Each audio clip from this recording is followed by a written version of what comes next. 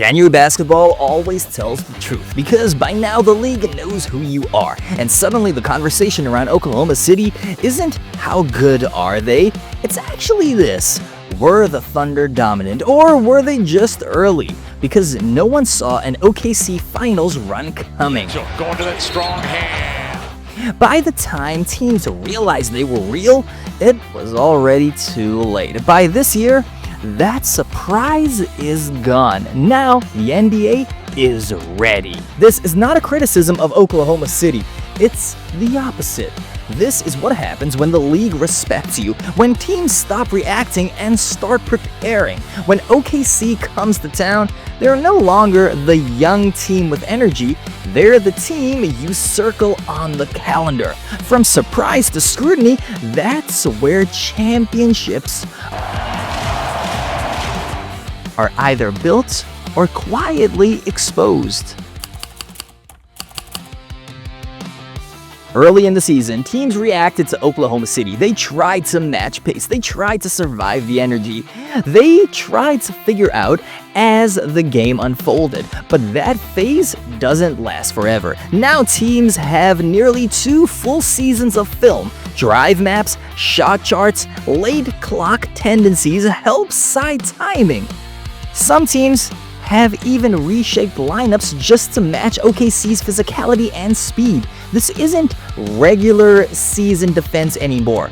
This is playoff defense months early. Tighter. What's the strategy? And once that happens, the game itself starts to change. Young teams thrive when opponents don't know where the punch is coming from.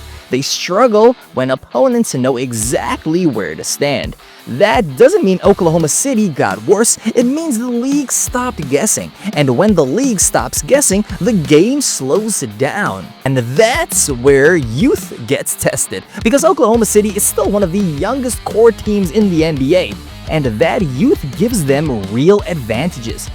Energy, versatility, defensive activity, fast breaks, quick, explosive possessions. They overwhelm teams before the defense can get organized. Oh my God! But the postseason flips the rules. Whistles get tighter, transition opportunities disappear, half-court possessions take over, and suddenly, energy isn't the separator anymore. SGA the drive inside, shot blocked.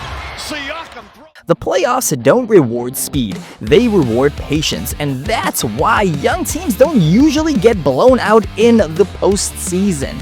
They lose close games, late game possessions, missed reads, rushed decisions, and that's exactly where Oklahoma City's toughest losses live.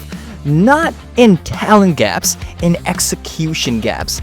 That's not a ceiling problem. That's a maturity checkpoint. And nowhere does that checkpoint show up more clearly than in how defenses are treating Oklahoma City's offense.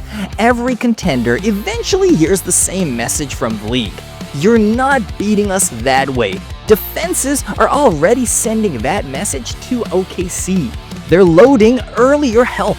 They're cutting off delayed driving lanes. They're building walls in the middle of the floor. They're forcing late clock decisions. This isn't about stopping one player, it's about compressing time. And when time shrinks, the pressure shifts. Here's the pattern. Oklahoma City looks most uncomfortable when help comes early. Isolation opportunities disappear, and possessions end with tough reads instead of clean advantages. That's not an indictment. That's the league asking a question. Can you beat us another way? And the way teams are asking that question is very deliberate.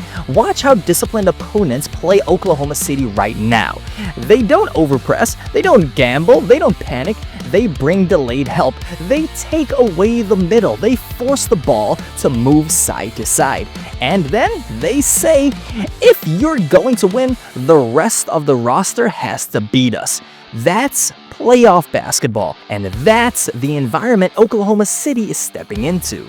We've seen this moment before. LeBron had to learn to trust shooters when teams walled off the paint. Giannis had to evolve when defenses built a wall and dared others to score. The Celtics spent years failing because once their first option was taken away, they had no counter. Great teams pivot, fake contenders don't. This moment doesn't decide whether Oklahoma City is good. It decides whether they are layered. A plan taken away, they go to plan B. B taken away, then what do? They go to plan C. That's what I call dynasty basketball. Because this isn't about talent, it's about decision compression. When the clock shrinks, when the space disappears, when the defenses already know your tendencies, the game exposes who's comfortable living in chaos and who still needs the system to breathe for them.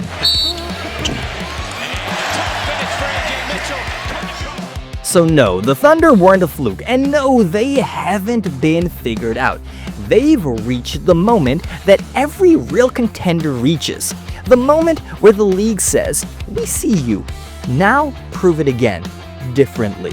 How Oklahoma City responds to this moment will tell us whether that finals run was a peak or just the beginning of a much bigger problem for the NBA. And if this feels familiar, it should, because we've talked about how the brightest stages don't just reward talent. They expose truth. Christmas Day games aren't about hype. They're about pressure, about who's ready when the lights are brightest and who isn't. The postseason works the same way. It doesn't care how exciting you look early, it asks what you have left when everyone's prepared. And Oklahoma City, they're standing right at that moment now.